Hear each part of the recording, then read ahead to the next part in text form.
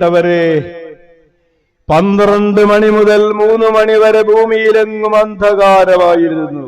അന്ധകാരത്തിന്റെ മണിക്കൂർ എന്ന് പറയുന്നത് പാപത്തിന്റെ ഫലം. മനുഷ്യൻ ഈശോ പാപത്തിന്റെ കയ്പുനീര് കുടിച്ച സമയമാണ്. പാപത്തിന്റെ കയ്പുനീര് എന്താണ്? പാപത്തിന്റെ ഫലം എന്ന് പറയുന്നത് ദൈവീക ജീവനിൽ നിന്ന് അകറ്റപ്പെടുക എന്നതാണ്. പാപം ചെയ്ത മനുഷ്യനോട് ദൈവം പറഞ്ഞു, പാപം ചെയ്താൽ നീ മരിക്കും.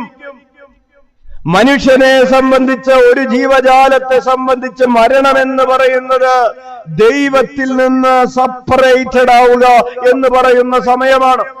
മനുഷ്യന് ദൈവത്തിൽ നിന്ന്, ദൈവിക ജീവനിൽ നിന്ന് അകറ്റപ്പെടുന്ന സമയത്തെയാണ് മരണമെന്ന്, അന്ധകാരമെന്ന് ബൈബിൾ വിളിക്കുന്നത്.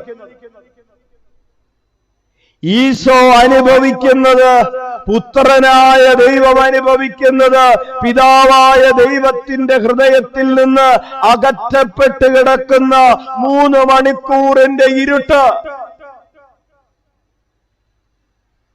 ഈ ഇരുട്ട് എനിക്ക് താങ്ങാൻ വയ്യാത്തതാണ്. ദൈവമേ, നീ എന്നെ ഉപേക്ഷിച്ചുവോ?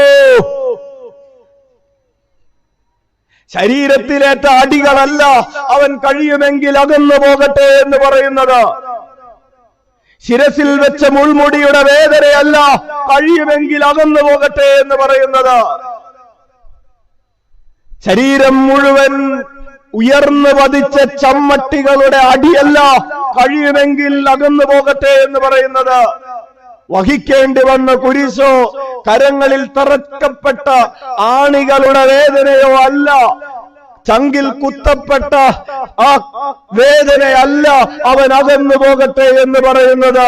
അവൻ അകന്നു പോകട്ടെ എന്ന് പറയുന്നത് കഴിയുമെങ്കിൽ നീയുമായി എന്നെ വിച്ഛേദിക്കപ്പെടുന്ന ആ 3 മണിക്കൂറിന്റെ കയ്പ്, ആ 3 മണിക്കൂറിന്റെ ഇരുട്ട് അതെന്നിൽ നിന്ന് അകന്നു പോകട്ടെ. മനുഷ്യന്റെ പാപത്തിന്റെ ഫലമായി ദൈവീക ജീവനിൽ നിന്ന് മനുഷ്യൻ വിച്ഛേദിക്കപ്പെടുന്നതിന്റെ വേദന